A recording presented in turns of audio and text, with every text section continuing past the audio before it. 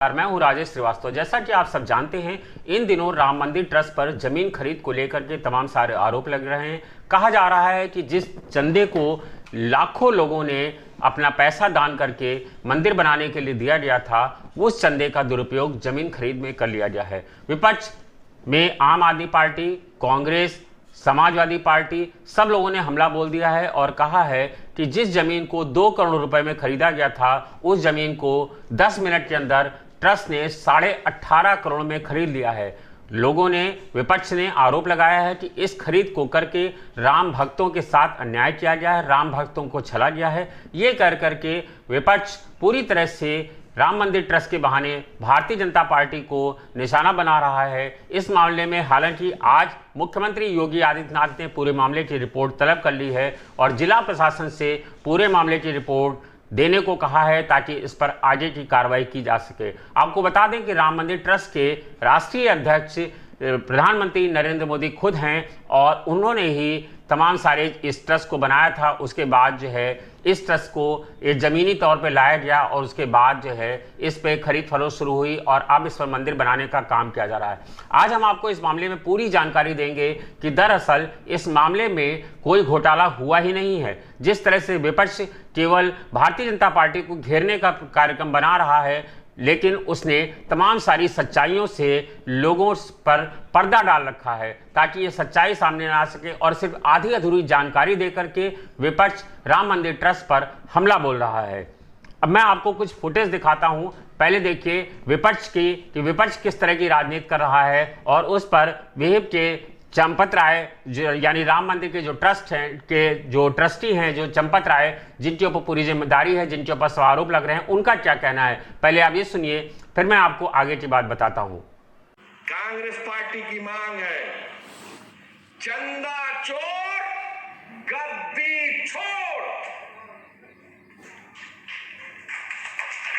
और बताना पड़ेगा मुख्यमंत्री जी, बताइए ये चंदे का पैसे का लूट कैसे हुआ है। उत्तर प्रदेश की जनता जानना चाहती है और आपने चंदा लिया है, आपको जवाब देना पड़ेगा। चंदा चोर गद्दी छोड़, चंदा चोर गद्दी छोड़, गद्दी छोड़, चंदा चोर गद्दी छोड़, गद्दी छोड़, गद्दी छोड़, चंदा चोर गद्दी छोड़, चंदा चोर गद्दी छोड़।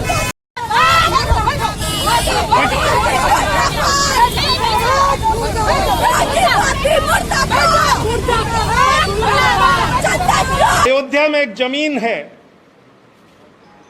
जो गाटा संख्या 243, 244, 246, ये गाटा संख्या की जमीन जिसकी मालियत 5 करोड़ 80 लाख रुपए है,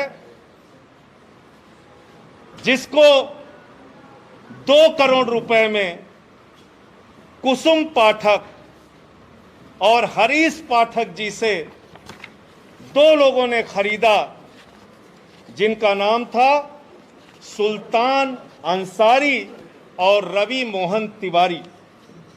रवि मोहन तिवारी और सुल्तान अंसारी ने हरीश पाठक और कुसुम पाठक से 2 करोड़ की जमीन खरीदी। गाटा संख्या 243, 244, 246 और इस जमीन खरीद में जो सुल्तान अंसारी और रवि मोहन तिवारी ने खरीदी, इसमें 2 गवाह बने। एक अनिल मिश्रा जो राम जन्मभूमि के ट्रस्ट के सदस्य हैं और दूसरे ऋषिकेश उपाध्याय जो अयोध्या के मेयर हैं।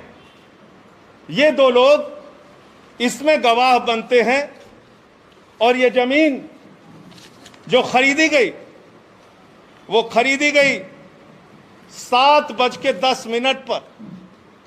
7:10 पे 5 करोड़ 80 लाख की मालियत की जमीन शाम को 7:10 पे 2 करोड़ रुपए में कुसुम पाठक और हरीश पाठक के द्वारा बेची गई। सुल्तान अंसारी और रवि मोहन तिवारी ने उसको खरीदा और ट्रस्ट के मेंबर अनिल मिश्रा उसके गवाह बने। अयोध्या के मेयर ऋषिकेश उपाध्याय उसके गवाह बने। 5 मिनट बाद क्या करिश्मा होता है? ठीक 5 मिनट बाद ये जो 2 करोड़ में जमीन खरीदी गई, जिसकी मालियत 5 करोड़ 80 लाख है, वो जमीन राम जन्मभूमि ट्रस्ट ने, चंपत राय जी ने 18.5 करोड़ रुपए की खरीद ली और 18.5 करोड़ में 17 करोड़ रुपए आरटीजीएस कर दिया। रवि मोहन तिवारी और सुल्तान अंसारी से खरीदा, 18.5 करोड़ में खरीदा 2 करोड़ की जमीन। हम पर महात्मा गांधी की हत्या के आरोप से हम चिंता नहीं करते। आप भी चिंता मत करिए, आप खूब लगाइए। Yes, I accept, I ready, you also, you do it. आप अपना काम करिए, हम अपना काम करिए। ट्रस्ट का कुछ में कहना है इस बारे में? नहीं कहना। जी, आप सबने सुना कि विपक्ष किस तरह से राम मंदिर ट्रस्ट के बहाने भारतीय जनता पार्टी पर हावी होने की सियासत कर रहा है। राम मंदिर ट्रस्ट पर जिस तरह के आरोप लग रहे हैं, ये ट्रस्ट पे आरोप पहली बार लग रहे हैं। कहा जा रहा है कि राम मंदिर ट्रस्ट ने जो 2 करोड़ रुपए की जमीन थी, उसको 10 मिनट में बाद ट्रस्ट के नाम पर 18.5 करोड़ रुपए में बैनामा कराया। दरअसल आपको बता दूं, इस जमीन का जो विवाद है वो पूरा बड़ा अजीबोगरीब है। इस राम मंदिर ट्रस्ट को लेकर के जिस तरह का विपक्ष आरोप लगा रहा है, जिस तरह आम आदमी पार्टी, जिस तरह समाजवादी पार्टी और कांग्रेस ने हमला बोला है, उन लोगों ने उसमें से कुछ दस्तावेज छुपाए हैं और उन दस्तावेजों को अपनी प्रेस कॉन्फ्रेंस में और अपने वीडियोस में नहीं जाहिर किया है। और जिस तरह का आरोप लगाया है वो केवल त्वरित कार्रवाई का ही आरोप लगा करके भारतीय जनता पार्टी और राम मंदिर ट्रस्ट पर हमला बोल रहे हैं। दरअसल आपको बता दें कि जिस जगह पर इस जमीन को लेकर के खरीदारी की गई, वो जमीन बता दें वो बाग की बिजैसी नामक जगह है, जहां पर इस समय अयोध्या में राम मंदिर जो रेलवे का जो मुख्य द्वार है वो प्रस्तावित है, इस जगह से बनना है। और ये जमीन जो विवादित जमीन है, यानी जिसकी जो खरीद की गई है, वो 12,080 वर्ग मीटर की जमीन है। और इसी को लेकर के तमाम सारे आरोप लग रहे हैं। कहा जा रहा है कि इस जमीन को 2 करोड़ में खरीदा गया था और इसको जब राम मंदिर ट्रस्ट ने खरीदा तो 18.5 करोड़ रुपए का खरीदा। वो लोग इसी को लेकर के आरोप लगा रहे हैं। आपको बता दें कि जिस तरह से बताया गया है, राम मंदिर जो विपक्ष है उसका आरोप है कि हरीश कुमार पाठक और बाबा हरिदास और उनकी पत्नी कुसुम पाठक के जरिए 2 करोड़ की जमीन भूखंड गाटा संख्या 243, 44, 46, जिसका रकबा करीब 12,080 वर्ग मीटर है, यानी 12,09,980 वर्ग फुट की जमीन सुल्तानपुर अंसारी और रवि मोहन तिवारी से 10 मिनट के बाद 18.5 करोड़ रुपए में श्री राम जन्मभूमि तीर्थ ट्रस्ट को बेचकर कई बड़े घोटाले किए गए हैं। लेकिन आरोप गढ़ते समय इन सभी लोगों ने एक बहुत बड़ी सच्चाई छुपा ली। जो उन्होंने दस्तावेज लोड किए वो 18 मार्च 2021 के हैं, लेकिन जिसमें कहा गया है कि सबसे पहले कुसुम पाठक, हरीश पाठक आदि के विक्रय अभिलेख की निरस्तीकरण की जानकारी नहीं दी गई है। और इसमें बताया गया है, जो अपलोड किया गया है उसमें बताया गया है कि 2017 में इसी जमीन को नहीं बताया गया है। जो जानकारी वो ये है कि इस जमीन को 2017 में बसपा नेता जितेंद्र कुमार सिंह बबलू और उनके पिता इच्छाराम के पक्ष में 2 करोड़ 16 लाख रुपए में अनुबंध किया गया था। लेकिन जब वो लोग इस जमीन को नहीं दे पाए, यानी इस जमीन की तय राशि जो 2 करोड़ 16 लाख रुपए में थी, जिसका अनुबंध 2017 में किया गया था, वो लोग जब इस जमीन का नहीं दे पाए तो इस जमीन का एग्रीमेंट निरस्त कर दिया गया। और इस जमीन को एग्रीमेंट वर्ष 2019 में सुल्तान अंसारी और रवि मोहन तिवारी और हरीश पाठक ने अपने पक्ष में करा लिया। और जब दोबारा जमीन अपने पक्ष में करा ली गई तो बाद में इन्हीं लोगों ने उस ट्रस्ट की जमीन को देने के लिए एग्रीमेंट किया। जमीन की कीमत 17 करोड़ रुपए इनके खाते में आरटीजीएस किया गया है, जबकि शेष 1.5 करोड़ रुपया अभी भी दिया जाना बाकी है। ये तमाम सारे आरोप हैं जिसको लेकर के अभी तक कोई इन लोगों ने सच्चाई नहीं बताई। जबकि आपको बताएं, सिलसिलेवार ढंग से हम आपको बताते हैं कि इसमें क्या हुआ।